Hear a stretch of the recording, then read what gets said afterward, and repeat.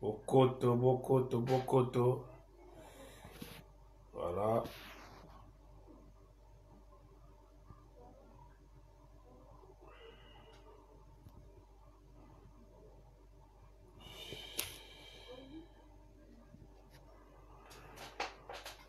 Merci bandeko. Toyeto solo la lisusu.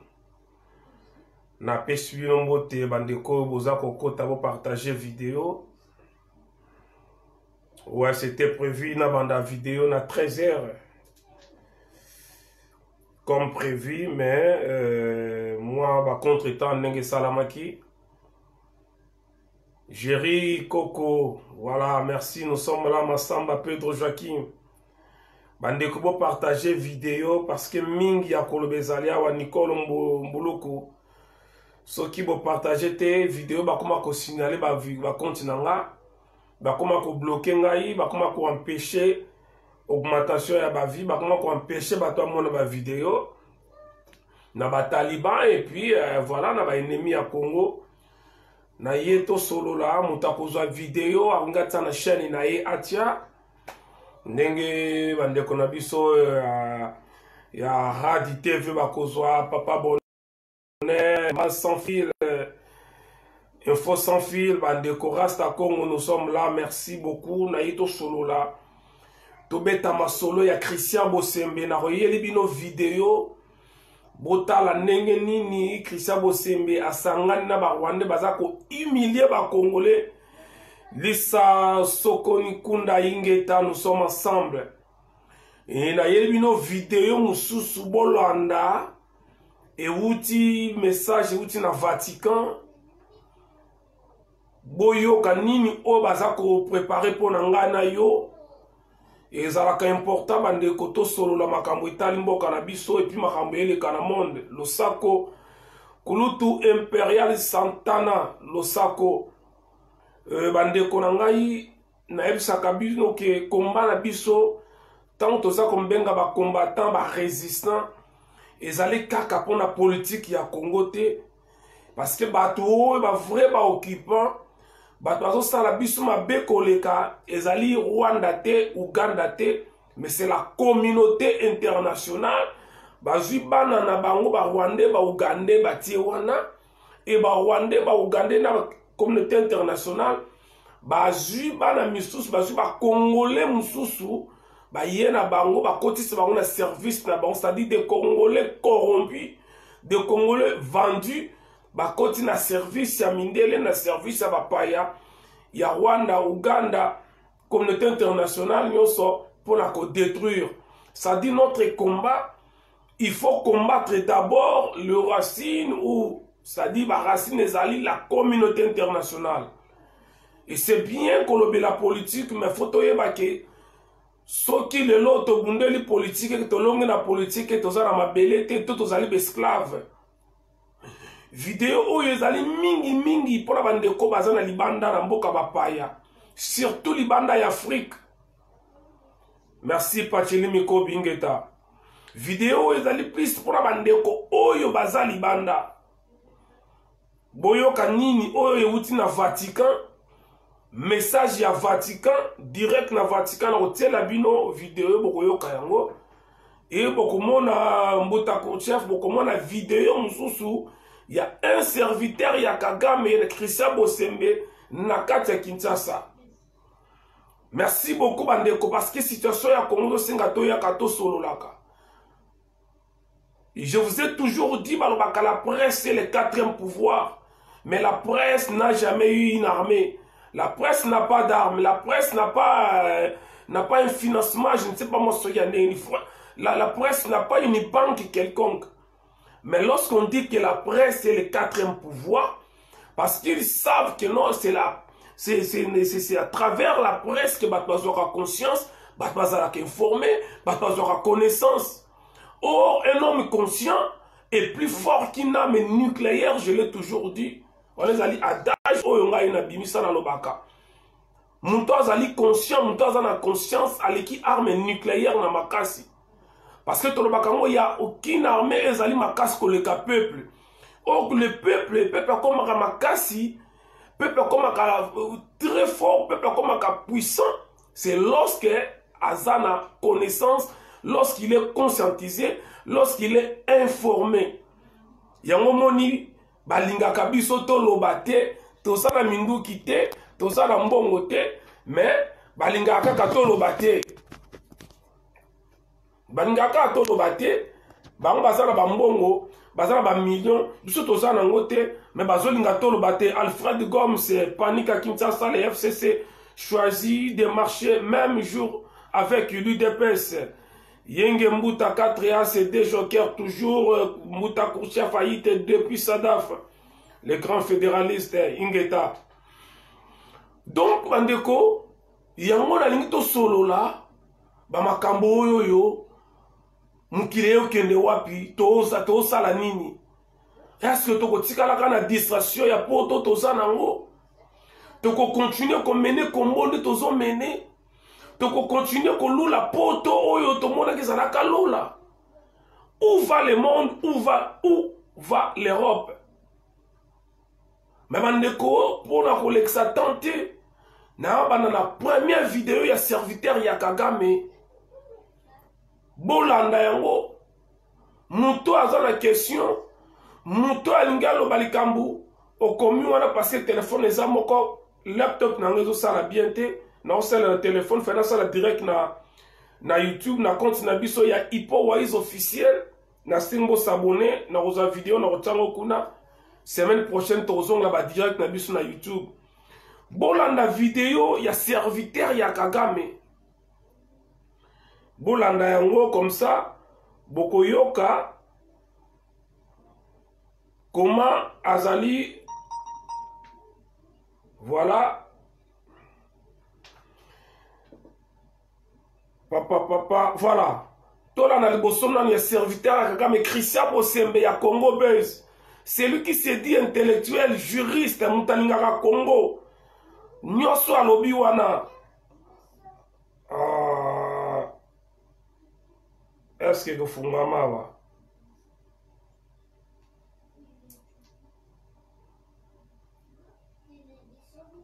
Papa, Polimbisa Moukia. C'est une intelligence. Voilà. Nateli bino ngo bandeko, boyoka bino moko, toko commenter ensemble. Boyoka. Dans ce pays, il y a des hommes intelligents où on discute d'intelligence na bangote. On douter la manière de bangote. Moïse Nyarugabo, c'est une intelligence pure. Yamboka oui. C'est quelqu'un d'une lucidité extraordinaire. Vous savez, mesdames, que la haine ne vous fasse pas oublier le principe. Le français est français, même si vous le haïssez, il est français. Je voudrais dire ici, je n'ai aucune haine contre mon aîné Moïse Nyarugabo. Je l'ai senti, je l'ai entendu, mais c'est quelqu'un d'extrêmement intelligent. Extrêmement. Quand je dis extrêmement, c'est au sens vraiment extrêmement intelligent. Oh là là. Mais il y a un élément, quand la frustration, on sent une sorte de désarroi. On sent un appel, un cri de détresse. Mais je voudrais dire à l'honorable, le mandat qu'un honorable a est un mandat national. De là, lorsque le Koulou te dit par exemple que non, il faut qu'on apprenne à vivre ensemble. Écoutez, comme des frères, sinon on va mourir comme des idiots. Les gens ont cru qu'il a menacé. Non, arrêtons aussi de tout d'exagérer. Il ne faut pas sortir le propos dans le contexte. Il y a autant de vidéos, la vidéo il y a 1 heure, quelque chose. Aujourd'hui, c'est quand il y a 1 minute. Et vous faites diffusion dans les réseaux sociaux. Non, il a menacé. Il a menacé qui et où? Azarias, pardon, M. Kouloutou, Moïse, non, il n'a pas menacé les Congolais. Non, il n'a pas menacé les Congolais. Arrêtons de raconter ce qu'on raconte. Il n'a pas menacé les Congolais. Il a exprimé frustration. C'est normal. On est en démocratie. Ceux qui vont se sentir menacés, vont se sentir isolés, vont se sentir abandonnés. C'est normal d'exprimer la frustration. Il n'a pas dit qu'avait menacé Moïse Nzangi. On dit qu'il a la passion. Hein? Et là, une vidéo à 1 heure du temps, il y a 1 minute. On focalisait, attention, on a 1 minute pour une émission tout entière. émission Bimbalanda Yango. Moi, je me suis donné cette peine de suivre toute une émission du début jusqu'à la fin. J'ai vu Moïse Nyarugabo à la défensive. Au point même qu'il ne laissait pas les Kéba poser la question. Parce qu'il était un peu comme un attaque, il voulait finalement sortir ce qu'il avait au fond de lui. Mais c'est normal. C'est une situation normale. Il ne faut pas qu'on le contexte de Wana. Je crois que c'est normal. Seulement, il faut rappeler à l'honorable Nyarugabo. Il faut rappeler à l'honorable Nyarugabo que non, le problème ici, c'est qu'on n'a pas demandé au Banyamulenge et le Kouamabia Makassi. Tosengi na bandeko na biso Banyamulenge wana intégration pas plus moto moko te alobi que bazo bango batia bango na ba camion bazongisa bango on le dit, on n'a pas dit ça et tous les intellectuels sinon les esprits éveillés n'ont pas dit ça. Le chef de l'État a dit qu'ils étaient des Congolais. Moi je dis que baza ba Congolais Batomayele nyonso ya mboka, je dis Batomayele pas ba frustré na ba opportuniste na ba populiste bato nyonso babena mo bongo balobi ke bandeko ya Banyamulenge baza ba Congolais. Mais pourquoi vous allez suivre les propos de quelques excités? Les excités qui racontent leur vie, qui est à la recherche du populisme? Non. Nous ne pouvons pas oublier que vous êtes des émotions. Et malheureusement, nous sommes passés à côté de la raison, les colères d'émotion. Chacun a pris ça en termes d'émotion. Les populistes ont parlé de ça en termes de populisme. Rétablissons la vérité. Pour que tu aies ça. D'ailleurs, les gens risquent de me prendre pour un méchant. Mais je ne suis pas méchant, je vais vous dire la vérité aujourd'hui. Non, tu n'es pas méchant, tu es un idiot, un vrai idiot. Likamboyo, et ça, Moïndo Nzangite. Voilà. Vidéo ça na mur nangaya. Muto alingi vidéo kota na mur nangaya Pepe Mokonzi Waiza. Ba boza na Facebook boko ta na mur nanga bo mona vidéo eza wana na se. Ba bakola na vidéo émission après na YouTube boko ta na Pepe Mokonzi Waiza. Bo mona vidéo oyoyo on a le dit merci pa yande kona biso Nadia Ofera. Nadia Ofera, la fille adoptive, il y a Mwanasemi. Nadia, merci beaucoup. Yem ta sala ki vidéo oyoyo. Beaucoup mon appel na bandeli yango ezawana na mir na kombo ya Nadia Ofera. Bandeko nanga na si bolandi vidéo oyoyo. Ezali première vidéo, il y a première partie de l'émission. Et tout ça, la deuxième vidéo, il y a deuxième partie de l'émission. Je pense que les gens vont comprendre quel genre il y a bateau tout ça na bango. Je demande à tous les Congolais, bateau balingaka Congo, boba nanano ko se désabonner na carte ya chaîne YouTube na ya comment ça s'appelle, ya Congo Buzz. Na kopesa na kotala mir na nga numéro ya téléphone Christian Bosembe. Christian Bosembe alobi boye. Na mboka wana Congo. Soki zana batu ya mayele. A insisté. La bongisa alobi batu ya mayele bazali extrêmement intelligent. C'est-à-dire des génies quoi, des savants. Parce que tant que ba extrêmement intelligent. C'est-à-dire, on doit dire que les cas moko ya grave. C'est ça. Il y a un donc extrêmement intelligent. C'est extrêmement intelligent. Et ça Moïse Nyarugabo. Voilà Christian Bosembe. Makangu ya Dani Tsunami. Waka nako filmer ndaka boketu na mbandaka. Moi, na moi, sona makangu na ye. Na yebisa kino dernièrement mutamema Christian Bosembe et pas ya Denise Nyakero ezali Dani Tsunami. Oh, ekena ko filmer ndaka boketu. Na otanga kombo na ye ya famille parce que nous savons pourquoi. Mais boyebi Dani Tsunami a osala pa ya César Ngadi. Mutano filmer ndaka boketu. Makangu na ye, yemuta mema ye, et pas ya Félix. Oye bokomi komona lelo sokomi kosala, kokumi sa ba Rwandais, parce que Denise Nyakero a récupéré ye na staff na ye.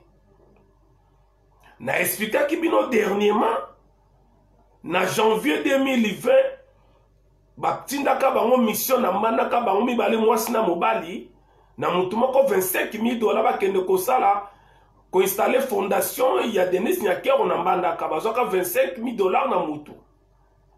À part ça, Christian bapesaka mbongo mosusu asombi ajipo atambola nango lelo. Donc, pour des miettes, quelqu'un qui se dit intellectuel, un soi-disant juriste, Asako Gumba Melaba Rwandais, mais Grabel Batal, et ça passe. Alors, ce que ça n'a moutazali extrêmement na Congo, Wanezali Moïse Nyarugabo. Bande Konanga. J'étais sidéré, choqué, stomaqué même dans ma zone comme un cambo. Comment partager vidéo comme la Christian Bosembe collabo vendu serviteur Yakagame. Un soi-disant juriste mais un idiot. Un vrai con, un idiot, un vrai crétin. Ça ce n'est pas une insulte Bandeko. Moutou na ezalik adjectif qualificatif ezako qualifier état ya Moutou. Lorsqu'il dit que na kati ya Congo batu nyonso ya mayele bolanda bien vidéo ça wana batu nyonso ya mayele bato ba raisonnaka bien bato wana nyonso bayebi ki babanya mulenge baza ba congolais. Oh mon Dieu. Est-ce que vous yoki ou na yoki? Christian Bosemba lobi que na Congo, batu nyonso ya mayele, batu bazo ko réfléchir bien. Abi pas comme les excités. Batu bazo sa ba démarche à populisme. Ça dit batu ba luka buzz quoi, batu ba luka ba linga bango. Batu ya mayele na Congo bayebi ke ba banyamulenge baza ba congolais. Là, c'est Christian Bosembe, il y a Congo Buzz. Mais, au Congo, on a des talibans, Barabetele Maboko, parce que c'était vendu. Christian Bosembe, yo yébite que na kati ya Congo, il n'y a pas une tribu qui s'appelle Mouenge. Un soi-disant juriste, Christian Bosembe, Makamu Yadani Tsunami, yo yebite que na kati ya Congo il n'a jamais eu une tribu qui s'appelle Banyamulenge. Voilà pourquoi au monde ba sangana ba mbata bobenga soi-disant professeur Mbata, encore un autre idiot. Professeur Mbata c'est un idiot, Christian Bosembe c'est un idiot, Félix Tshisekedi c'est un idiot, les talibans ce sont des idiots. Naïf Sabino chaque fois allez consulter la définition du mot idiot. Vous allez voir que Christian Bosembe il fait partie de cette définition. Beaucoup de monde que Félix Tshisekedi fait partie de cette définition. Jean-Pierre Bemba fait partie de cette définition. Moïse Katumbi fait partie de cette définition de l'idiot ou de l'idiotie. Quelqu'un qui ignore que les Banyamulenge ne sont pas des Congolais, c'est un idiot, c'est un ignorant. Et un ignorant, c'est un idiot. Franchement, je suis sidéré. Merci, Passinzo Ngimbi. Et je demande à tout le monde, Bato Bolingaka Congo, on ne peut pas accepter la Katia Congo. Yolo Baké, Moïse Yaronga Bazali extrêmement intelligent. Amenasaki batute nenge Moïse Nyaronga balobi que non soit tu vivre lokola ba frère ou bien to bomana lokola ba nyama lokola ba zoba. Christian Bosemba bi kezali menace te. Donc ça dit na Congo na batu nyonso ba mona yango menace. Tous les Congolais ba mona yango menace to zali ba zoba.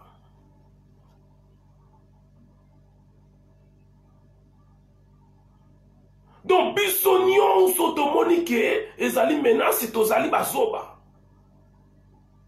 Tout ça à cause de miettes. Ou à cause de Denis Nyakero. Et je demande à ma Congolais de désabonner na compte ya Congo Buzz. na soki na 6e mission oyo nakotia numéro ya telefone ya Christian Bosembe, serviteur ya Kagame na kati ya Congo, un infiltré azoya kokumbisa barwandais na kati ya Congo. Eko mwana mosusu na Congo kuna kosalanga ba menace na musika. Donc vous pouvez glorifier les Rwandais na kati ya Congo et nous on ne peut pas vous attaquer. Bande konanga.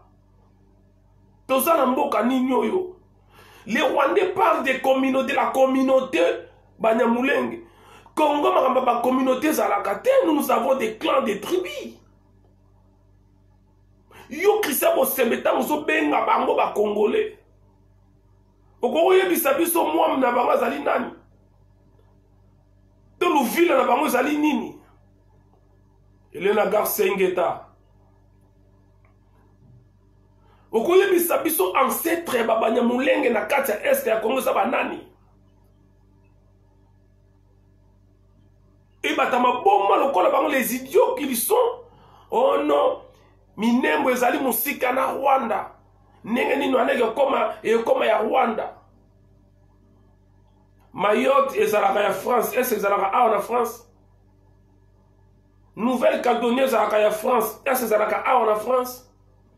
Kabine ezalaka ya Angola, est ezalaka kati ya Angola. Les sautés ils en Afrique du Sud, est-ce que c'est sud-africain?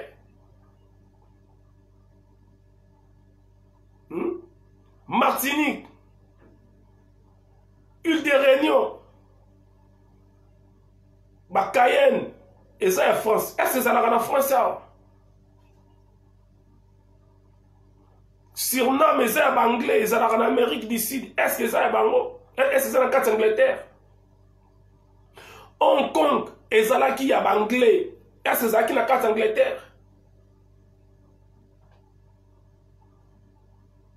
Et vous pensez que biso toza ba tokoti kabino boya kaboko saka peuple boya koloba makambo ezanga tina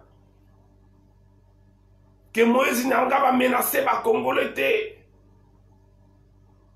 botika kolanda batone les exciter tous les vrais Congolais ba Congolais a mayele ba nyonso ba yebi ke ba Banyamulenge baza ba Congolais okoyoka ka langage n'est pas ya Félix Tshisekedi Bwakanambe collabo un idiot.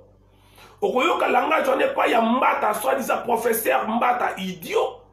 Okoyoka langage wana et pas ya Christian Bosembe Makambu ya Dani Tsunami un idiot. Pourquoi kaka ba Taliban de baza koloba ke ba Banyamulenge baza ba Congolais? Pourquoi?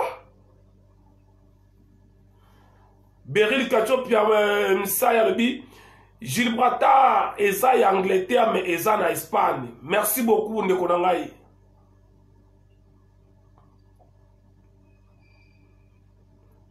Merci beaucoup. Il faut savoir pour la question pourquoi Kakabatu ya Félix na Félix baza koloba ke ba Banyamulenge baza ba Congolais? Pourquoi? Merci beaucoup Marcel Nsona. Bande konanga pour mituna question. Te ko kabona na makambo mususu na makambo to ko kabona ngote. Ce qui batu ya Félix ba ko soutenir na bino FCC, on trouve ça quand même normal.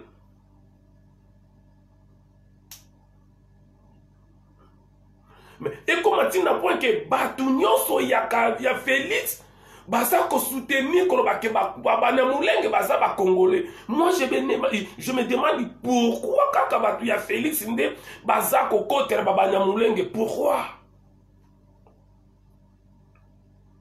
Et si on dit que ces gens ce sont des idiots, ce sont des vendus, des corrompus, des traîtres, bozo ba ke tout ça pour exagérer. Posez-vous la question, pourquoi kaka batu ya Félix nde baza ko soutenir ba Banyamulenge?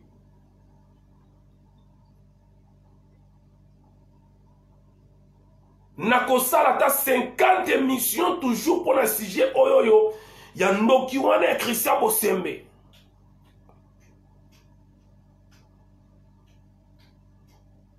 Nakosala ba vidéo pour nakolakisa bino buzoba kindoki ki mutema mabe ya Christian Bosembe, mutema mabe Il y a batu nyos baza pembe na Félix kolakisa bino la traîtrise kindoki. Il y a batu oyo nyos ya Félix. Et Félix tanga ya koloba ngo awa na poto ki babana mulenge baza ba congolais na kati ya salbo yoka ki ba vrai congolais ndenge batelemela kiye. Boyoka ki bato balingaka Congo malgré baza pembe na Félix. Et je suis sûr et certain sur 100% ya bato bazalaki na salle mokolo Félix ayaka lelo basuna yete. Dede Lukusa lobi nani a annulé établissement ya Minembwe. Mais Lukusa, mon frère, oza muluba, mais na yebi oza quand même mutamayele na tangi na yo na yebi wa mutamayele. Ngai na tangi na yo na fai na yo na ba makito sino diplôme tout. Na yebi oza mutamayele. Mais je pense que oye bien que on n'annule pas un décret ministériel verbalement, oye bien un arrêt ministériel. Minembwe tant ba installaki yango, il y avait un arrêt un ministre. Pour na quoi annuler, ce n'est pas Félix mta quoi annuler yango. Voilà le qu'on a kamo yango batumoko batanga lokola Dede Lukusa un ami à moi atanga. Mais likolo ya kolanda buzoba tribalisme là tu en tant que muluba Lukusa muluba. Comme Koloko se réduire na c'est un intellectuel, un ami à moi intellectuel. Mais tala likolo ya kolanda makila na ye tribalisme a comme ko soutenir ba n'importe quoi. Ils sont nombreux ces gens bateau na Congo. Ils sont nombreux bateau bozo mona Lukusa, c'est un ami à moi en Afrique du Sud. To tangi na ye to suina ba diplôme na ye. Un garçon brillant, intelligent, mais regardez. Ils sont nombreux, batandé Ngwana Félix. Ça c'est belé. Et je me demande pourquoi Kakabata Félix va soutenir Rwandais comme Bakimbami, Babana Moulé, Baba Congolais. Pourquoi?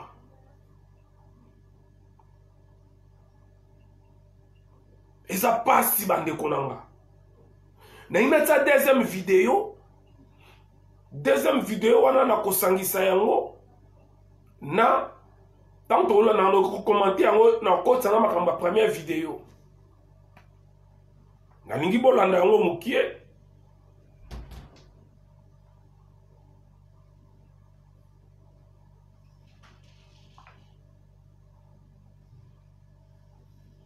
voilà.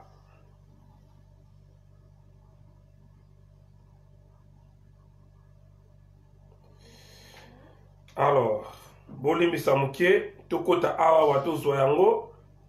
Deuxième vidéo Bolanda Yango. Hey, Elena Garça, et uma pena de verdade. Sinto muito quando. Bolanda Oyoyo. Bande Konangai, Eza Lokora, Tolinto changer sujet. Mais un sujet, j'espère que ça biso nyonso. Bobenga bandeko, bobenga bana bandeko nyonso baya balanda. Totia na matoi. Ngai na yo toza na mboka ya bapaya. Danger na biso ezani nini. Ozana bambongo na compte. Obomba. Ozana bandaku yo somba. Ozana mituka. Ozana bana. Ozana babie na mboka bapaya. Surtout na Europe, na États-Unis, pe na Canada, partout. Bolanda video oyo boyoka makambo ezali awa ekozala malamu oyoka na yebisa bino nino tokosolola bolanda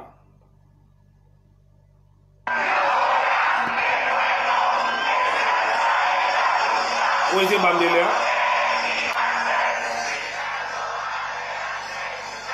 el pueblo unido jamás será vencido. C'est espagnol hein? Un peuple uni n'a jamais été vaincu. Espagnol. Il y a des choses absolument bizarres qui se passent. Je vous dis bonjour. Je m'appelle Émilie de Sartige. Vous le savez, je suis by Big Boss. Vous le savez. Je prendrai pas beaucoup de temps à faire les petits partages actuellement. Abonnez-vous, machin truc. Non, il y a urgence. Il y a vraiment urgence. Qu'est-ce qui se passe? Alors, on est vraiment dans la phase des révélations, ce que moi j'appelle des révélations. Pour les gens qui ne savent pas tout ce qui s'est tramé dans le nouvel ordre mondial, etc., eh bien, on a un cadeau, je considère ça comme ça, ce matin, de Monseigneur, ah ben, je vais vous montrer Monseigneur, voilà. On espère que... donc ici, on va faire un partage d'écran. Ici.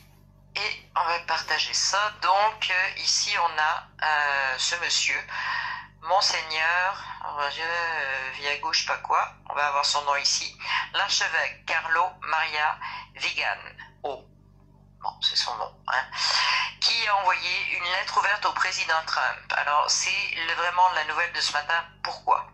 Parce que alors, je vous l'ai fait en PDF, vous allez la voir en dessous de la vidéo parce que je vous ai mis la version française, parce que là j'ai fait la traduction, je vous ai mis la version française en PDF, hein, parce que, voilà quoi, en anglais ça va être pénible.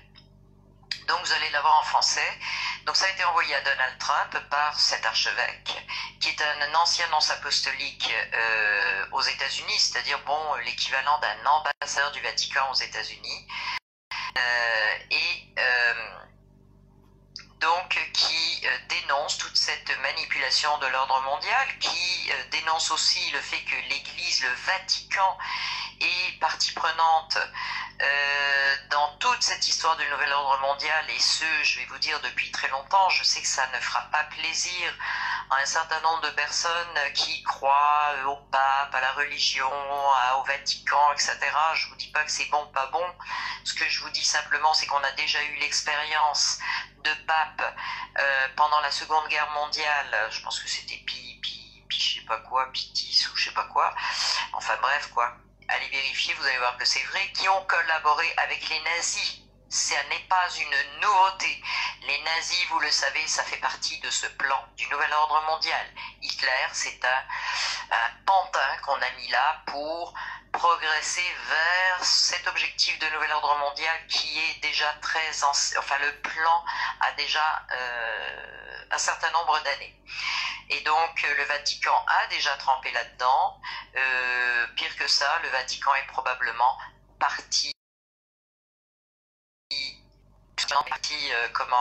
fait partie des initiateurs de ce nouvel ordre mondial. Donc c'est dénoncé ici par un archevêque et c'est ce qui est très très intéressant. Je vais revenir au partage d'écran parce que je vais vous montrer un petit truc sur la crise du Covid. Vous allez voir, c'est très intéressant. Écoutez, hein. Donc on va revenir en partage. Alors il faut que je retrouve mon petit bout. Le but de la grande réinitialisation, ce qu'on appelle le grand reset, et l'imposition d'une dictature de la santé. Tiens donc, on est en pandémie. Ah oui, alors qu'il y a... Bon, enfin bref. Visant à l'imposition de mesures liberticides. Ah bon, franchement déjà la première phrase, là ça vous en dit long. Caché derrière des promesses tentant d'assurer un revenu universel et d'annuler les dettes individuelles. Ne pas confondre avec Nezara Gézara.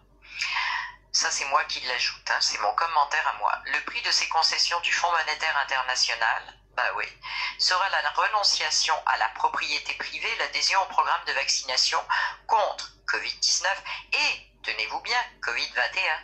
Eh ben oui, parce que pour enfoncer le clou, on nous en prépare un deuxième, année 1921, donc qui va sortir probablement à l'hiver 21, à moins que on ne fasse ce que je vais vous dire tout à l'heure, qu'on ne stoppe tout ça. La lettre de cet archevêque, elle est là pour stopper ce plan-là. Elle est là pour avertir de ce qui se passe. Elle n'est pas là pour faire peur. Elle n'est pas là. C'est une révélation importante de quelqu'un qui est très haut placé au Vatican et qui s'adresse directement à Trump. Alors, Covid-19 promu par Bill Gates avec la collaboration des grands groupes pharmaceutiques, etc. etc. Donc c'est l'imposition de la vaccination. L'imposition de la vaccination sera accompagnée de l'exigence d'un passeport sanitaire et d'une identification numérique. avec pour conséquence la recherche de contact de la population du monde entier. Ceux qui n'accepteront pas ces mesures seront confinés dans des camps de détention ou placés en résidence surveillée et tous leurs biens seront confisqués. Donc ça c'est quelque chose que certains savent. Là ça peut être quelque chose que certains vont découvrir aujourd'hui, c'est un peu le coup de massue. J'en ai parlé moi à des gens qui étaient Covid, gouvernement a raison, etc. Et je vous jure que c'est un peu le coup de massue, ça a été... oui, parce que c'est quand même, je veux dire, quelque part, le fait que ce soit quelqu'un du Vatican qui dénonce ça, c'est apolitique. Hein. On n'est pas pro-Trump, anti-Trump, pro-Macron. Bon, bandeko, na kati vidéo pour organiser temps, mais vidéo eza na mur nangai, so bokoti na mur nangai ya peuple mokondi wa iza, bato boza siko direct, merci mami kitoko original, tina izuba ingeta, bato bozali bokota na mur nanga bokomona la vidéo est là. Et par contre, moto alingi peut-être azwa yango soka za difficulté akota na vidéo na Facebook nanga te, surtout ba bakolanda vidéo o na YouTube ta na kotia yango. Mon numéro de téléphone est wana plus 33 7 68 99 86 91 plus 33 7 68 99 86 91 plus 33 7 68 99 86 91. Bon, naïe na sita na banda ki vidéo na bina biso akino to somba banda kuna poto toza na ba bien toza na ba mbongo na ba bank toza na misala ya malonga toza na basi toza na bana toza na mibali toza na bozwi na poto. Est-ce que garantie ezali ke lobby mbongo ya yo kezala toujours ya yo? Est-ce que garantie ezali ke lobby mapangu na yo ekozala toujours ya yo moko soma na poto? Est-ce que oza na garantie lobby bako renfermer yo quelque part tendeti na prison parce que okoboya vaccin? Eh bien bandeko nanga, soki bozali informé te, soki bozo continuer na kati ya distraction bozo yeba te, la bête est là. Macron alobi yango, la bête est là. La bête de l'avènement est là. Alobi, je suis désolé, malheureusement, la bête est là. Na yé pona bangisa yo te, na yé pona lobe makamute soke déranger yo. Parce que biso ba Congolais, biso ba Indo, Europe to koma komona ngo lokola paradis ce qui existe à paradis. Bon, to benga paradis kade to yebeli yango. To koma komona lola poto lokola lola. Mutu samba ke ngai na mboka na Congo botika la su komona ngati. Parce qu'il y a comme la nationalité française, parce qu'il y a comme la anglaise, a comme la allemand, a comme la espagnol, a comme la belge, a comme la portugais, a comme la américain, a comme la canadien, a comme la brésilien, a comme la nationalité de mboka mususu, a lié makamuna bino wa taliété. Mais là, na yoko yebi sayondeko, tu te trompes. Mokili ezo kende na nzela oyoyo mutu moko tatikala ko penser. Et beaucoup misanzambe bozala bandeko neti biso tozo ya ko informer bino ko alecte bino makambo ekoya. Makambo nyonso nga na loba ezo salama. Nyonso na loba même na politique, même na makambo ya monde, tout nga na loba ezo salama. Ndeko bosala nyonso bozala bambongo na bakonto banda kobimisa bambongo. Nazolo bango bien. Bozala bamapango bosomba na poto bo banda ko négocier côté ka yango. Balobi bien ba kosala boye. Bato bozala banyongo ebele ba futeli yo nyongo. Ndeko eza makambo to da 10 ans te là. Kala mingi ta l'année prochaine makambo ezo banda. là. Ozana nyongo ya l'État, ya ebele ba futeli yo.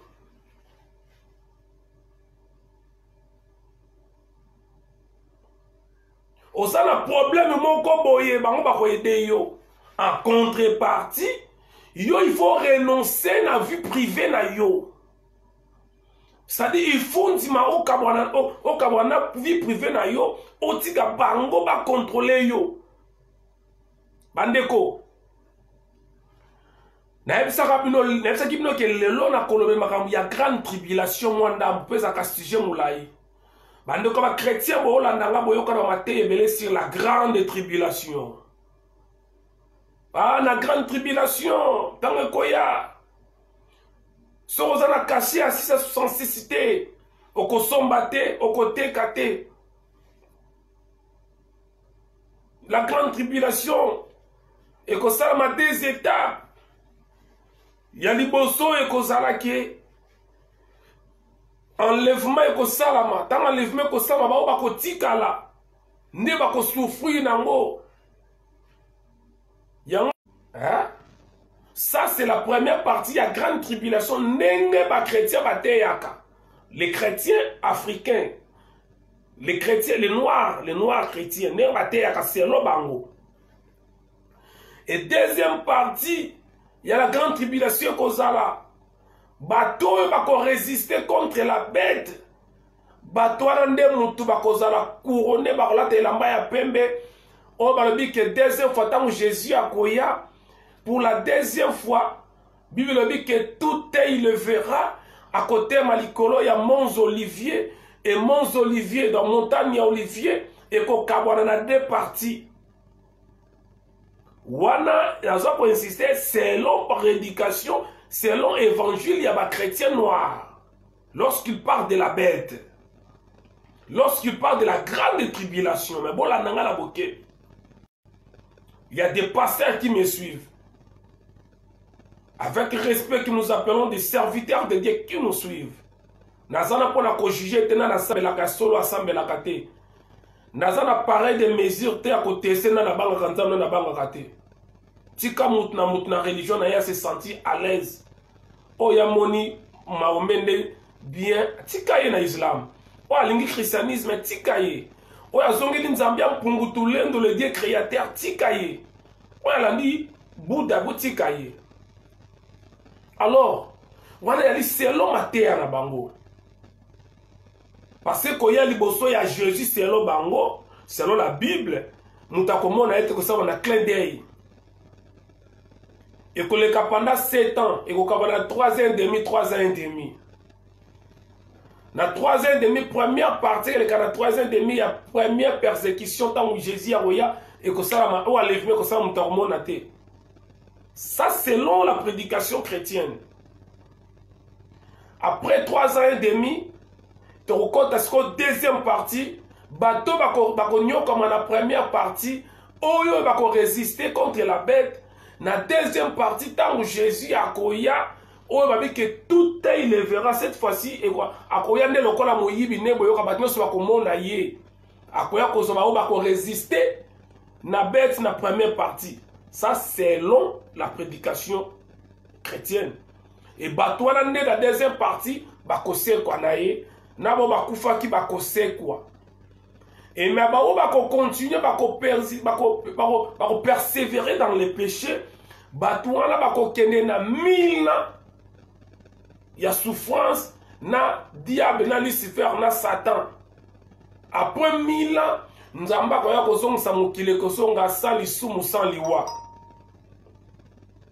Na sali kaka synthèse mukie, il y a la grande tribulation nenge bateya kayango na ba église.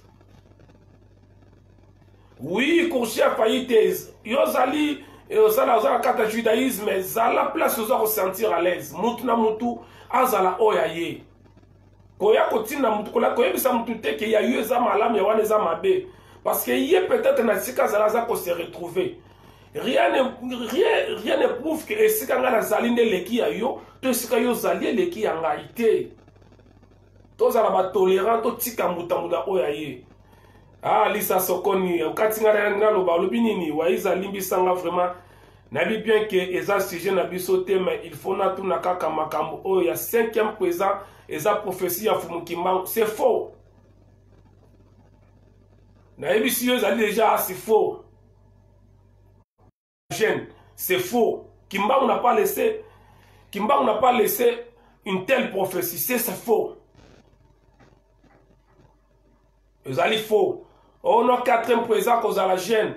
Ezali bande konabiso ya bokoko ya bokoko ba corrompu ba comme côté ya Kabila bango bato ya ki kobimisa ba prophétie wana. Ça je vous le dis que c'est faux et archi faux. Kimbangu n'a pas laissé une telle prophétie à 5e présent au 4e à cause de la gêne. Non, c'est faux. Donc je continue. Voilà. Donc je continue maintenant. On a expliqué selon la grande chrétien la grande tribulation. Et quand j'étais ignorant, vous allez choquer. Quand j'étais ignorant, Nazaraka évangéliste. Quand j'étais ignorant, Nazaraka évangéliste. Mais lorsque j'ai eu la conscience, la longue na kati religion chrétienne. Parce que Nzambe aza na kati religion mon côté. Nzambe aza na religion te. Pour yeba Nzambe ama ma religion te. Parce que na rotoro singai ondimeli ngate na rotuna yo Moïse a na religion nini? Religion ya Jésus zalaka nini? Religion ya Mahomet zalaka nini? Abraham zalaka na religion nini? Samuel batu nyonso boyoka na Bible bazalaki na religion nini? Si Mahomet azalaka na religion nini? Bo comprendre que bazalaka na religion te. Ba religion yo c'est ko ya après. Tant basali yango na consul de Nice kuna pa ya Constantin, empereur Constantin bango babani ma religion oyo. Mbotadeb ka ce qui est vrai race na race bazana ba croyance ancestrale la bango mais race noire abosana yaye pe ayamba croyance ya bapaya ingeta mbotadeb ka. Ça c'est la vérité. Ça c'est la vérité. Maintenant avancez mon cœur Radio TV ingeta. Donc Mimi Sousaïbi ma révélation oyo eza très importante pour na biso toza libanda ya mboka. Vidéo oyo ezali plus bandeko ba libanda.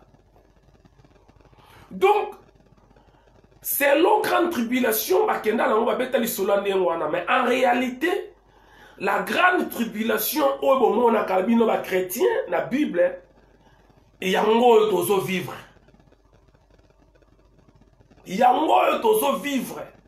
Emmanuel Macron le bien que la bête de l'avènement est là. Alors dit que va venir, alors kaza. Mais lorsque vous avez dit que dans la grande tribulation, ce qu'on a marqué 666 cités, au kosomba au côté kate, au sale lo comme au côté.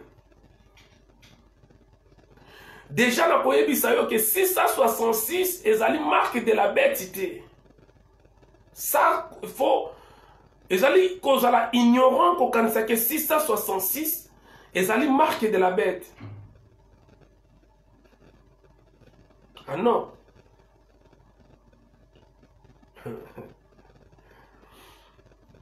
Mais, n'a épargné bino explication à marque 666.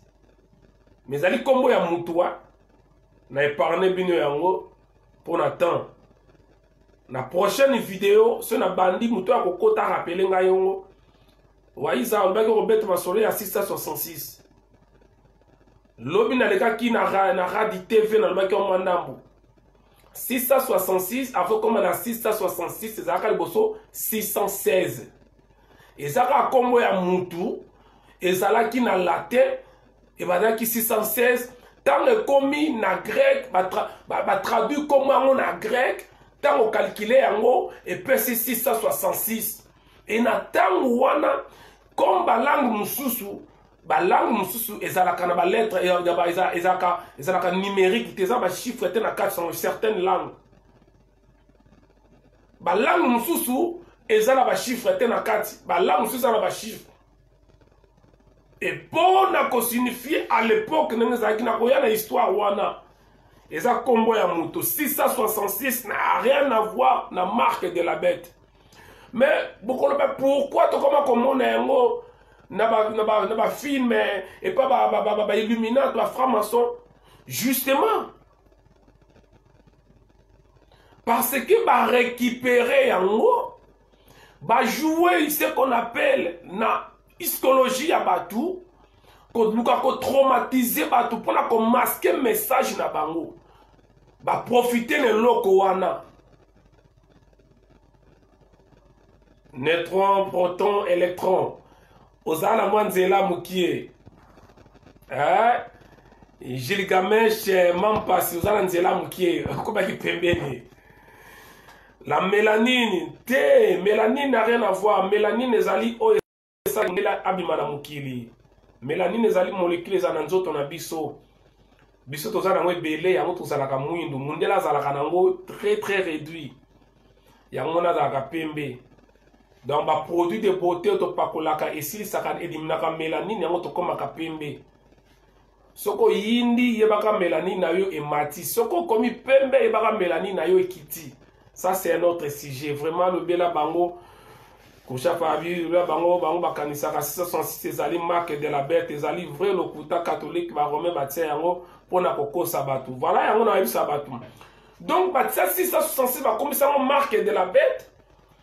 Va récupérer yango na Apocalypse 13. D'ailleurs na oyebisa batu boye. Judaïsme ezali na 613 loi oyo il faut accepter yango. Déjà na oyebisa batu boye. Pourquoi na obeta lisolo oyo na kosuka na vidéo na ngai makambo ya coronavirus ya poto. Mais ça très important toyeba sika makambo euti. Déjà na oloba boye. Livre lokola Apocalypse bato asala Bible balingaka te ekota. Il y a eu des siècles pour kotisa ngo na kati ya Bible. So boyebi te. Plusieurs centaines, donc plusieurs dizaines de siècles, siècles les kaka ebele pour bandima que livre wana Apocalypse ekota parmi ba livre ya Bible. Parce que pendant qu'on considère que le livre est trop violent, le livre est ya kanda ya mabe, alors batuana bakolo masolo, ba mona kinde tia o yangote. O ekokota te. Yenge na ML motema pembe. Merci maman Didine. Donc tout ce que vous pensez que les livres, Nzambe, aboye, negeza boye, paroles inspirées Nzambe, non, la Bible des paroles inspirées Nzambe, les livres, le corps va livre, livre à histoire, mais il y a peuple noir, mais va modifier, on va falsifier, yango, dans le barreau chaque fois, balongoli ya malam ba bombi. Tout ce qui était ésotérique, balongola yango, tous les livres ésotériques, balongola yango, batike ba livre sangatina. Fardim Avungabi, ce que vous voulez nous expliquer, c'est Nemwana Semi qui est bien placé pour nous expliquer ça. Pourquoi pas? Parce que Azali plus initié, Azali initié, Temwana Semi Azali initié, malgré Berer Attaque Azamut, mais c'est un initié. Il est plus vraiment très haut pour expliquer Makamboyo. Mais Nangola Kimbango, Lokola Tozo Sala Bisos Boko Komoko, Nazako Zouamwa, Bazako souffler nga Mukie na Makamuna Bango. Ferdi Mavungu yango nazako meka nayebi ke nazako meka Kourchaf ndeko waezo zali mozindo na ndimio lelo yaya il faut côté ya batu vérité balongwa na lokuta ya baromé lelo baromé bakomi komema bango na pédophilie tout à fait. Mais botika ngana si sa vidéo livre de Enoch na christianisme éthiopien. Mais oui eza ebele ba livre ebele so na koti na sujet wana na kenda na mulai mingi mais botika na zonga na masolo ya sujet ya lelo ingeta. Merci Rasta Congo, merci beaucoup. Donc ba livre bozo komona wana ba livre ya solo ba livre lokola Esdras ba livre lokola même ba Pisom wana ba livre belé boye ba livre Enoch wana ba longola yango et comment ba livre moko ésotérique. Tant que tu as un livre ésotérique, mpona ba congolais soki ana amutana asala biloko moko ésotérique amuta ba science occulte aza mutu ya cabale juive donc mpona bango c'est satanique. Pour la bango, c'est satanique, ésotérique. C'est-à-dire, tout ce qui est des sciences ésotériques, tout enseignement ésotérique, ce sont des enseignements ésotériques qui est réservé aux initiés. C'est-à-dire, l'enseignement initié. Et quand ça a initié, ça dit satanisme, quand ça a initié, ça dit zaboulte. Quand ça a initié, ça dit enseigner. Nenga kusha pazawana c'était mutu bazali initié muto batangisi muto ba enseigner c'est lui azali initié alors ba livre ba longola la bible ba bomba kaka ba initié ba kati ya ésotérisme ne bango ne batanga kango l'ésotérisme n'est pas satanique ça c'est pas ça le sujet to zonga alors nous tout yoka awa ba lobi boye ozala ba nyongo ba kofutela o nyongo osala ba problème bango ba ko aider yo mais en contrepartie en revanche yo il faut renoncer na vie privée na yo bango ba accéder na vie privée na yo yango mo na banda ki makambo ya grande tribulation na ebandeli kozala nanu ba kotikela bino c'est la démocratie c'est l'état des droits non le droit de l'homme non il doit universel des droits de l'homme première partie na ba kotikela bino nanu non, vaccin yé nanou. Vous voyez qui Trump parle bien que non, vaccin yé, mais que ça la pone à bateau bazali vulnérable, bateau bazali fragile. C'est ça la première partie, il y a grande tribulation. Merci beaucoup, Crochet Païté. C'est ça la première partie, il y a grande tribulation, mais ça la rate à Bible. Ça dit, les bandelina nous, par contre, que la bino, vous allez libre. Olingi kozwa vaccin yo, olingi kozwa te yo. Non, ezakaka pona ba o e baza fragile. Eza pona ba mibange nanu. C'est ça la première partie à grande tribulation. Et kozwa temps, kozwa temps. Après un moment donné, Masamba peu de Jacques Mbuta yo bengami pona côté ya peu kotangi sa histoire anthropologie. Voilà, merci beaucoup, merci. Congolais, ceux qui ont reconnu Mbamouté comme prophète, tout, David Kangebeni, merci beaucoup. Donc, Nebandeli et Kozala Nemwana. Mais après Sikoyo, comme objectif ezali à contrôler la planète Terre, yo muto mona kapoto lokola lola, ce qui peut lola où existaka. Yo muto comment koseka Congo, comment koseka Afrique, l'ifelo. Na lingna yebisa yo sokoza na bandako se préparer dès maintenant pour récupérer mbongo na yo oza na mbongo na banque bandako bimisa yango tika juste mbongo moko ta ya mukie pona continuer fonctionnaka garder mbongo na yo na kati na place na yo pas ce koza na mingi na bango bazo ba nationalité ya bamboka oyo tozali na Europe na nini pas ce koza na bango parce que bokozala limité à cause de ma décision. Et si quand on a zonga Congo, on a congolais, yo mo zonga za des personnes comment déjà français ou français, comment déjà belge, comment déjà italien ou italienne. Ils sont comme américains, ils sont rolobani no kewa, mbokane comme États-Unis, mbokane comme Canada, mbokane comme Belgique, Espagne, Portugal, Allemagne, Suisse.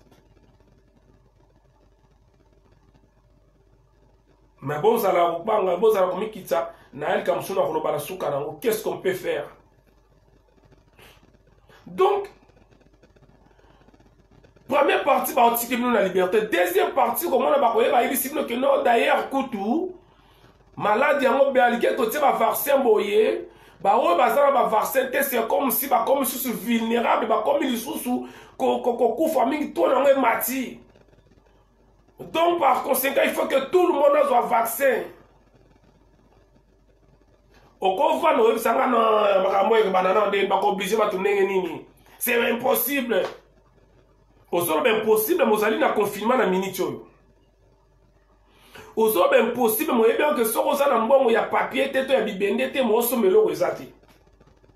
donc battement be balala balamuka bazwa papier moko boye bakati yango na forme batie longa mutu batie ba numéro bapesa yango valeur koleka biloko nyonso na se ya mokili oyo papier ya pamba papier bana ko réfléchir lokola yango akomona ke c'est dingue bato baza capable kosalama ndenge na ndenge papier babenga yango mbongo nzimbu lokoto falanga dinero mani de papier ya pamba bakati bakomi bakombo basigné batie bafoto na kati babi banda lelo tonobenga yango mbongo soko oza nango oza na contrôle ya mokili bango moko nzambe te moto asalaka yango nzambe te bamive voilà bato wana e batie mpe bo soko oyibi papier yango bakangi yo mpo so manda kozala na papier wana faut sala bozala nango bana siko réfléchir ils sont capables de tout bayebi sino avant voyager ezala na eloko babengi passeport bango batie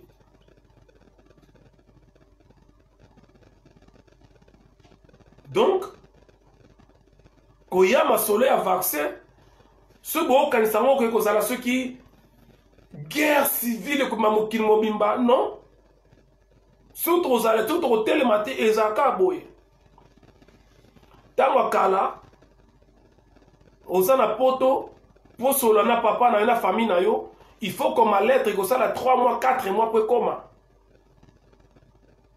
mpo bamona yo ndenge okoma il faut ozwa foto na yo lisa sokoni mbuta waiza na ndimi yo mpo makambo oyo olobaki yango kala si naloba yango ndeko nalobaka na ngai yango bato lokola eza kaka ngam naloba yango bato bandima na bango ngai te ya sika eza te naloba makambo oyo nyonso nalobaka na nga kala ezalaki oza na poto bino banto boya poto kala ba 1980 bozala d'accord na nga mpo biso toya biso babledar toyena biso lobilobi awa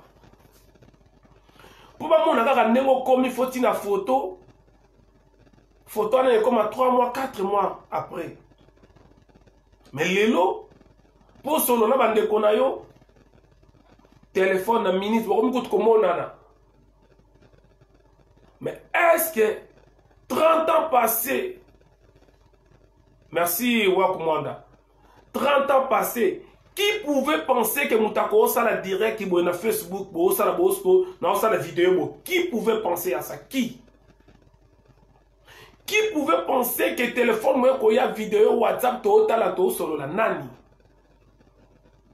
tant to otala film ya car 2000 ya voiture wana noire voiture elobaka to bia mndele pa lingi lokuta mingi voiture que lokoloba impossible mais lelo au continent bus au validé transport na yote elobelio au continent bus botoni na couloir ole bofanda na bakiti bovandi te eyebisi bino ke boafonce na couloir bovanda na nsima mpona kopermettre bato otelemi libosa porte na bus porte eyekangama te eyebisi yo moyen nakanga porte eza te parce que otelemi mabe mais 30 ans passé ezalaki basolo ya filme tootala na tv fiction e makambo oyo nyonso bana koloba na oloba ngo lelo bato bamona ngo lokola fiction parce que olula poto olula Belgique nga na mwana lola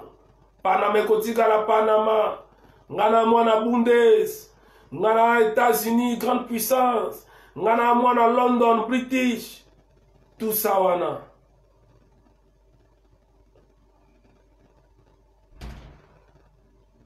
car 2000 super coupé mais oui bande konanga bako bimisa passeport sanitaire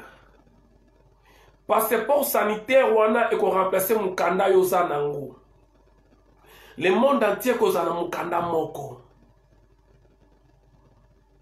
vanité de vanité Beryl Kachopia insai bako bimisa passeport sanitaire et c'est ça la vie déjà Bill Gates na gouvernement profond si basali yango passeport wana ko remplacer mukanda na yo moni la ka danger na pote ko remplacer yango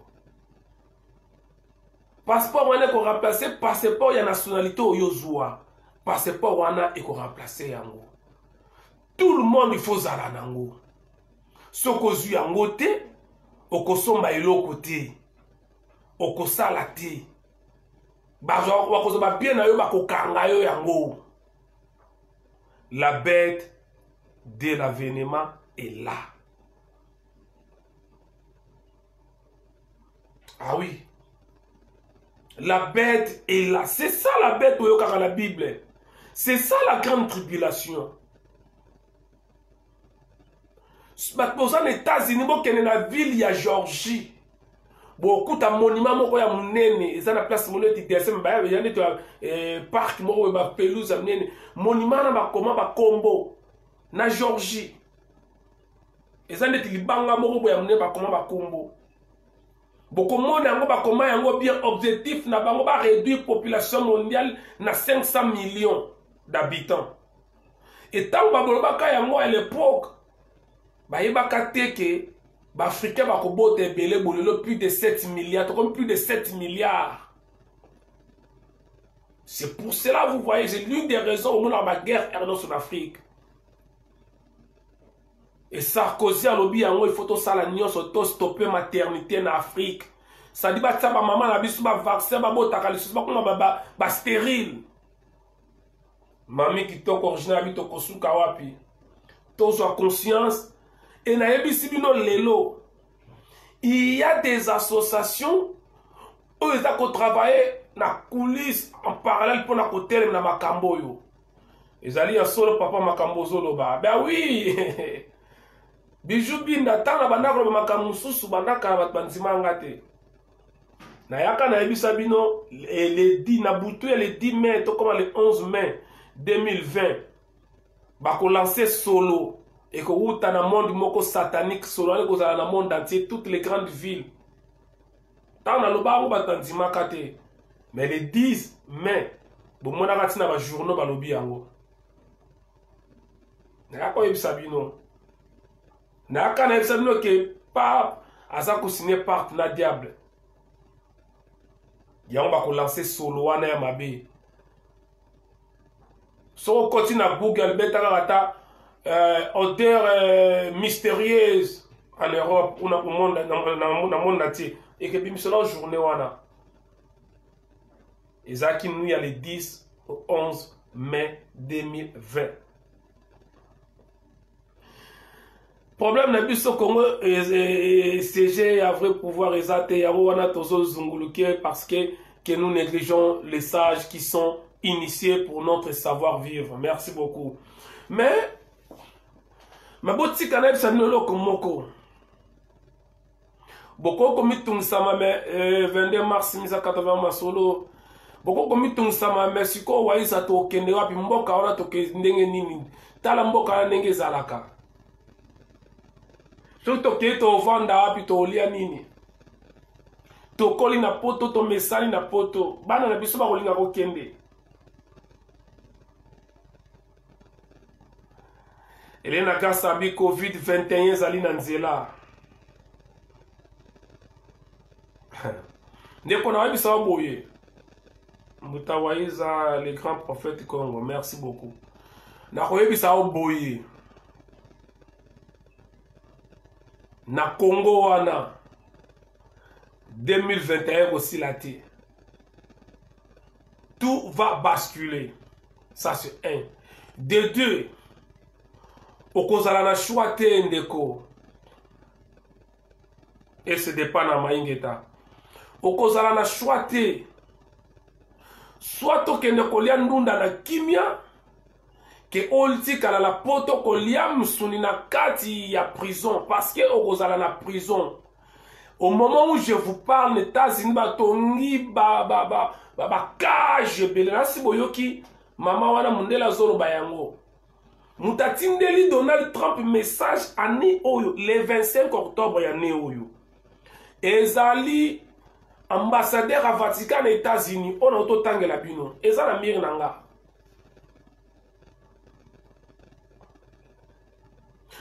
Voilà pourquoi Donald Trump a croyé qu'on les quartiers.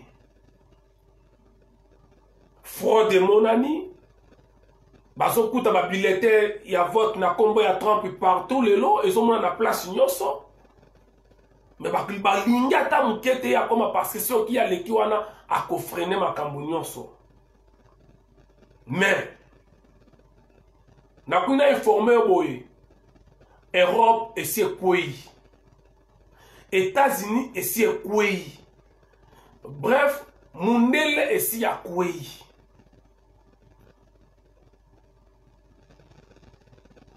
ndeko na nga waiza nga nazoloba na bana déjà ke tokozonga mboka kala te ata bazoboya nazoprépare bango. Merci beaucoup Bruno Masola. Il faut qu'on prépare bana na ezo ko informer bino ke poto esi ekufi bayebaya poto ya cela 25 ans bakozala d'accord nanga biso toye siko tozomona poto danger c'est par rapport à connaissance tiki na Afrique bavandi na bapoto na États-Unis na bapoto zali bandaka baoyebisa ke poto ekufa et mikolo eza koyeba koremarke bakobakisa balwa ya makasi contre baétranger surtout bakametali baede ya mbongo parce que poto ekufi et comme tokomi na ngonga oyoyo il faut martole ezala basculer mais bao bakozala na kati ya loyenge na distraction bato bakondima bakondima bavaccin wana boyebaka yango ke botikali baesclave pour toute la vie.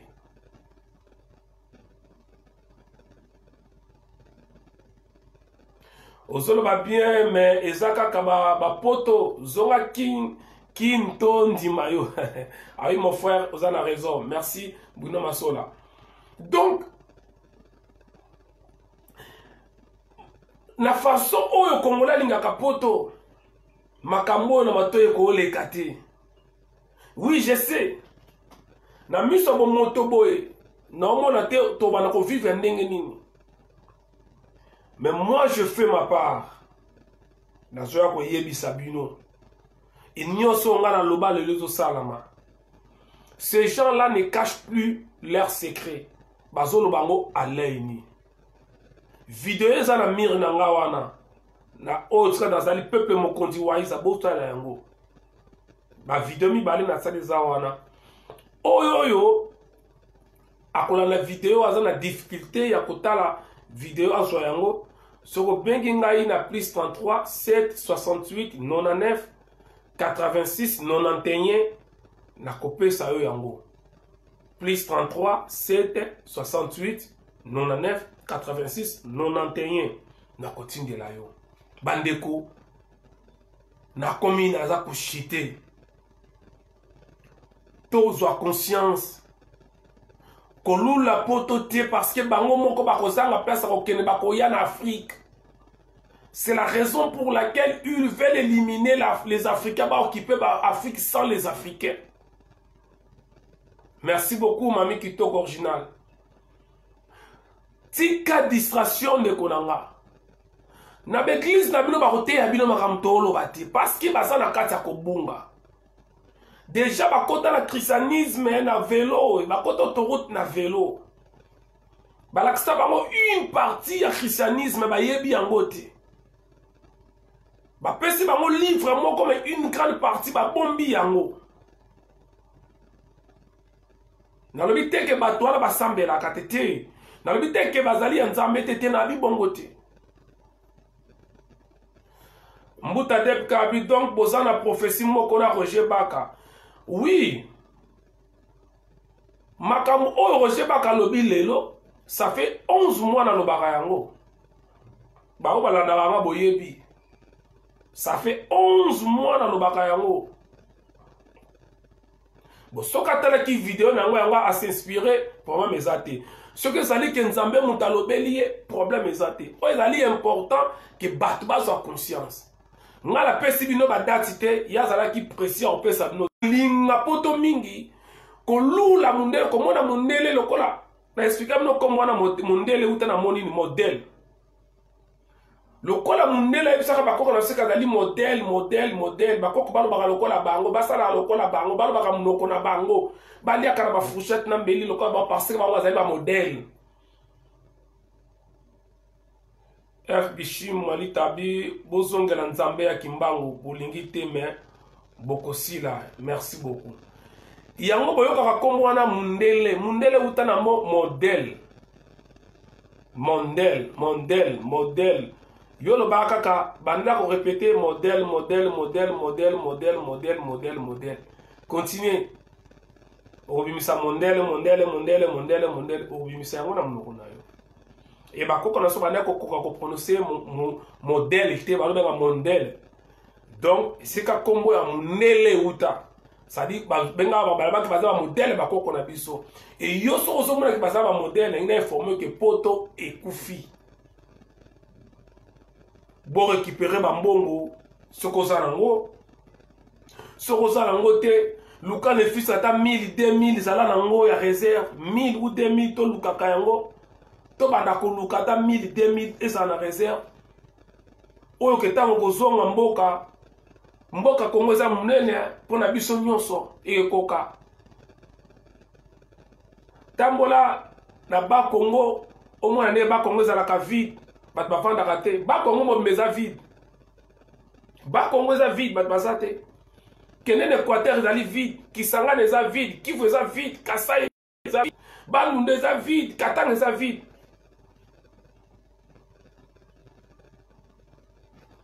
Ozana bozui awa na poto Nzamba pambola yo suma bandako na poto bandako penser à ko négocier au récupérer mbongo wana soki moyen zali kene déjà ko placer ko bomba yango libanda et ko zonga na Congo osaka ko obligé zonga kaka na Congo te n'importe quel pays Afrique okoko zonga de konanga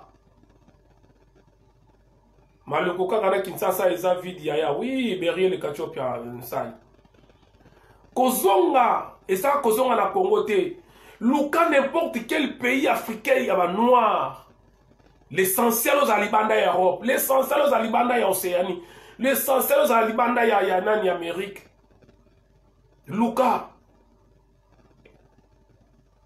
sala tout même so li kozonga sous Congo te Angolais zali Ouganda ezali, Tanzanie ezali, Ghana ezali, Nigeria ezali, Sénégal ezali, Kenya ezali, Burkina Faso, Côte d'Ivoire, Cameroun, Gabon, Bénin, n'importe quelle ville il y a bas noir. Merci Elisa Soko Nukunda. L'essentiel aux Alaka na mabele ya biso ya bato bayindo ya ba noir. Kozonga ezaka kozonga Congo te. Soko za na difficulté kozonga Congo. Luka pays moko boy. Kendewe, ozali noir. Un Congolais na kati ya Cameroun à Ovanda. Un Congolais na kati ya Côte d'Ivoire à Ovanda bien. Un Congolais na kati ya Gabon à Ovanda bien. D'ailleurs, bazala akuna déjà. Bo kangali kambo oyo bandeko nanga, bo garder vidéo oyo. Un jour, yom tola na vidéo koloba te ko yeba kite. Ko condamner nzambe te. Kouchef abi kotina bango awate ate na Afrique d'ici pona awa kindoge ko makasi mais oui kuna zamboka ba mindele baleke bele kouchef Afrique d'ici za limboka les États-Unis mabe ya Congo banque zate mboka miyibi moyen te problème zate mbuta debka to fanda bangola mbula na mbula to zala ba banque te mena ba mbongo na ba proche to vivra bien Congo mkozonga Afrique ezara Congo te Bamboka loka ba Afrique du Sud, ba Maroc, ba Égypte, ba Égypte ya lelo, ba Tunisie, ba Algérie et ba mboka ovanda te. Non parce que baza ba musulman non. C'est parce que race wana ya bandoki za kuna. Je suis désolé. Mbuta bongo de la Réunion de Mayotte, wala zali mboka biso. Les Martiniques ezali mboka ba yindu d'ailleurs kuna minele ba okima bokoyoka indépendance merci au rappelana na na sujet wana bato na Martinique bato na Île de Réunion bato na Mayotte kala mingi te indépendance epesa ma ba vie na ba mboka na biso wana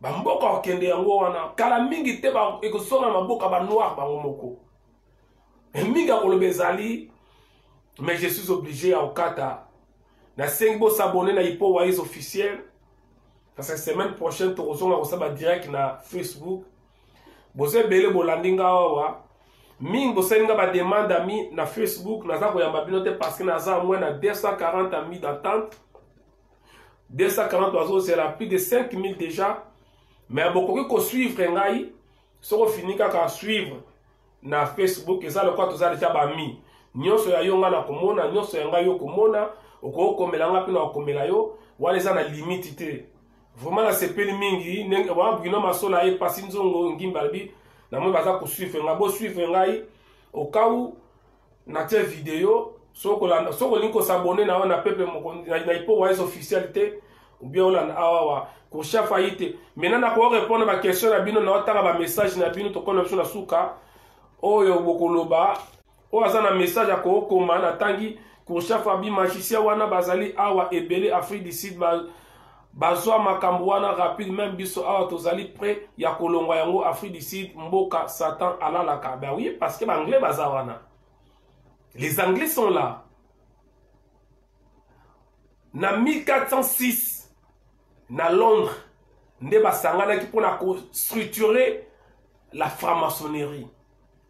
Franc-maçonnerie ezalaki science occulte avant. Franc-maçonnerie ezalaki ba maçon batonga bandako na Égypte antique. Quand je parle de l'Égypte, c'est pas l'Égypte que vous voyez. Égypte, il y a biso ya bakoko na ngana yo. Partout c'était l'Égypte. Ba maçon bazaki ba maçon ba construire batongaka. À l'après, il n'a pas dit ce que tawana ba bazaki mal intentionné parmi ba construire parmi ba maçon nde ba komi kotanga ba science amabe ba yoko sala ngwa parler ba maçon. Tango epusane koli na 1406 na Londres nde ba vandi pour la première fois ba reconnaître comme asikoyo secte et comme a structuré ba loi ezaki na 1406 na Londres. Yon mona ko London zone rouge siège à Masolo. D'ailleurs, émission Oyo Koya Salango sur notre spiritualité. Merci beaucoup na Robeta sur la spiritualité. Ya bon monaka muto dirige ka ba reptilien na monde. Ba reptilien. Ça dit bateau bazali à moitié muto moitié nyoka. Pas nyoka mais reptile quoi. Dans sa forme soit reptile. Pour reptile il y a nyoka te. À moitié mutu, moitié reptile. Mon continent bango, mama wana zaka na Londres, Angleterre, na Grande-Bretagne. Yé mon continent ba reptilien. Mais yé soka longwe, bazo remplacer mama o Allemagne. Mama wana Allemagne bazo remplacer yé. Mato tanga ba kombo ezalité parce que boyebi kaka et koluka ba problème. Donc Lisa Sokonabi, émission Oyokoya Salango sur notre spiritualité. Merci beaucoup. Ceux qui message ezali te boyebi singa na kati mutazali kambalinga luba.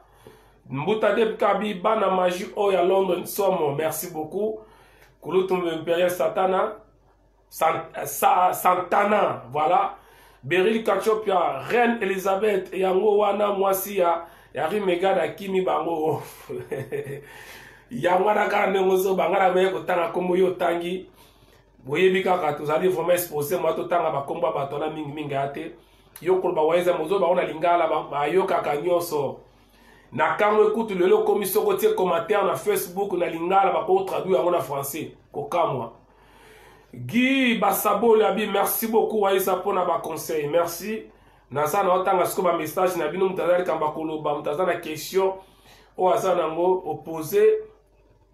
Soko moni pe moyen te obengi nga na téléphone to kosolola na yo kabino soki te na tika na 5 minutes soki ezate na kati na nga video masamba pe do Joaquim Mbuta musala kitoko toko zela émission ekoya.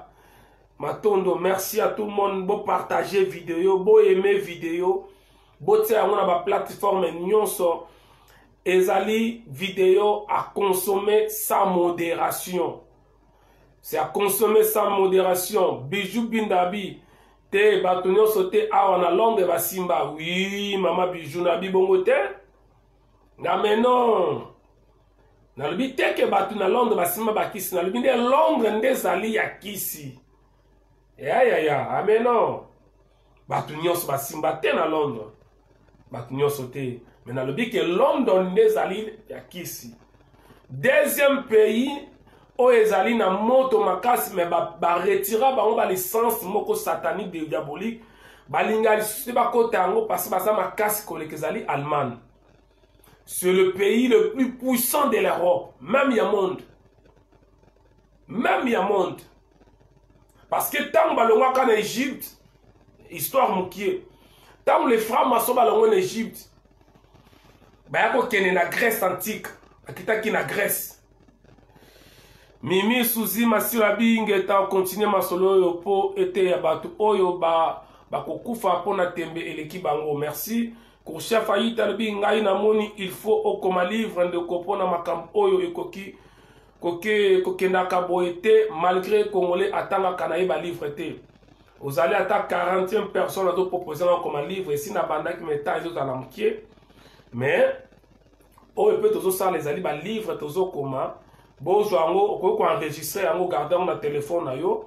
Ko transformer en audio, ko ça la en forme au tient na YouTube, au tient na ba écrit batanga parce que lobby bokolo ba keto zaka na ndeko na biso moko boye ya kombata passer c'est kombeza ka pona kanga musique te kombeza ka pona kofinga Félix te kombeza ka pona Fayulu te dimbu andra bisikoyo but na yo ezali nini biso na Italie tolingi toyeba but na ngai ezali ke tozwa conscience to comprendre ke mboka o to vaneze ya kokufa et que ce qu'on continue qu'on vend à l'esclave, aux alliés obligés aux ongara mboka na yo parce que message à Fumukimbangu oya lobaka et comme ya kokokisama.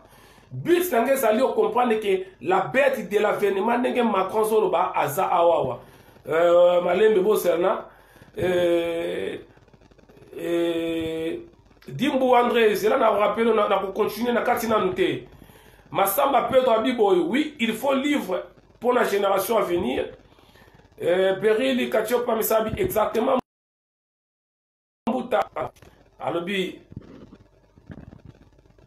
exactement Mbuta les Angles et les Saxons Yangowana Batonga temple de Pergame en miniature na Berlin. Merci beaucoup. Tant les gens pensent que Nazo Babilobé là mais heureusement Boza Batamaye les collègues Kabisomi to les granatés va. Vous êtes vraiment mieux placé à expliquer à Bisso. Bijou Bindabi na sepil ne matin ya o nzamba pambola yo. Amin. Ferdi Mavungu ne mwana semi akoma déjà ba livre ya boye oui. D'ailleurs Narsenga la batu botanga ba livre mwana semi il a plus de 400 livres akoma makamboyo.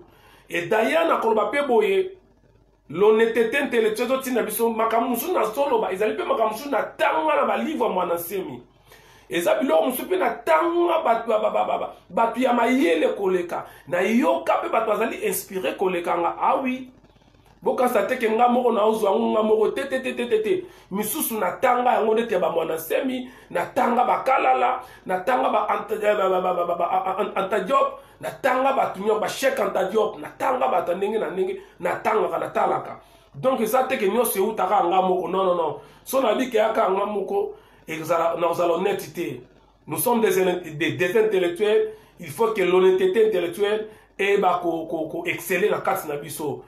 Mimi abi nga na zozonga na Bakongo. Voilà, bozonga. Voilà quoi encore na comité na tangi ya nanité. Beri labi mbuta oza kolala tradition orale eza culture na biso mbuta. Merci beaucoup. Nga Kongo abi na uti kokota kaka sikoyo.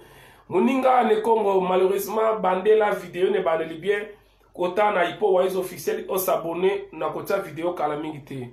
Ferti Mavungu mabeka kabiso ba congolais toza vraiment ba lecteur te dommage. Tout à fait. Voilà pourquoi to koleto komaka ba livre to komi ko sala ba livre ya ba audio ya koloba. Ça c'est un livre on a commis. Na utiko koma livre. Makambo na lobi oyoyo so na koma livre na ko oza 2 ans ya ko koma 3 ans. po yo tanga yango na bakayu na bapoto okozwa temps. Mais tala na temps mokie totangi livre nyonso nakomi mpe totangi yango. Oui, moninga de Congo. Bandela vidéo to. Bo s'abonner na Ipo Wise officiel. Massamba pe to Jakabi. Oui. Check Antadio pe ya koma makambo ebele ya bien. Natanga kayango. Voilà. Dimbu André.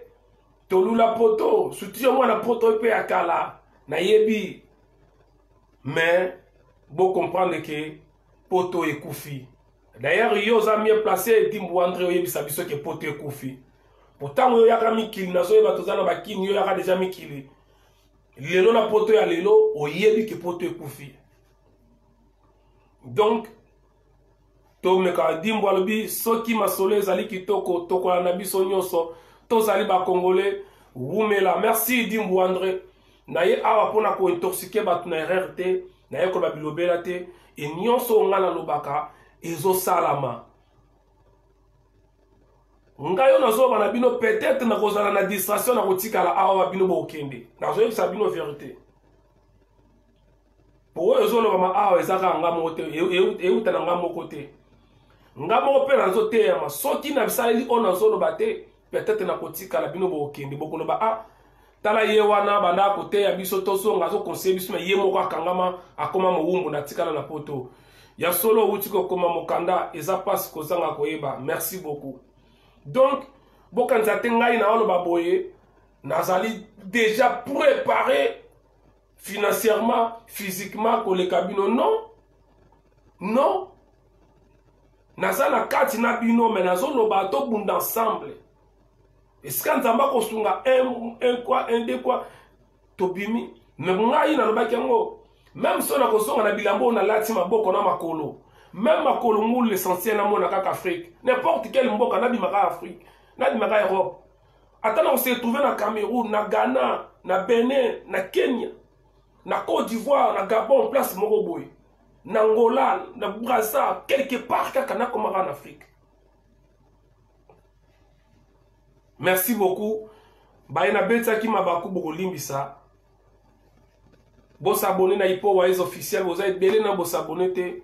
Bo partager vidéo na CP mingi oya tindelanga demande ami na Facebook na CPT cliquez kaka suivre bo suivre ngai ezali sans limite. Rasta Kongabi bo fongola matoi na miso boyo kambuta poto ekomi na suka ezali masekite ingeta. Merci mingi. Merci prophète pasteur Joël Konde, merci mingi. Vidéo ezalaki pona batu nyonso bozo yango, bo consommer yango sans modération. Ko finga Félix eza mabete. Ko benga na Rwanda na Congo eza malamu. Ko soutenir Martin Fayulu eza malamu. Mais na nyonso wana soko tika na esclave na poto oko vivre yango te. Yango wana tozala bolimbisa muke mami kitoko original bi eso salama. Ozali vraiment prophète, merci beaucoup. Prophète de la nation, merci beaucoup. Mami Kitoko original. Moninga ne kongalobi ekoko maete soki mutu azui mangwelete akosomba eloko te akokota na mpepote. Na utolo bango awa makamno solobi awa sina lobi yango merci.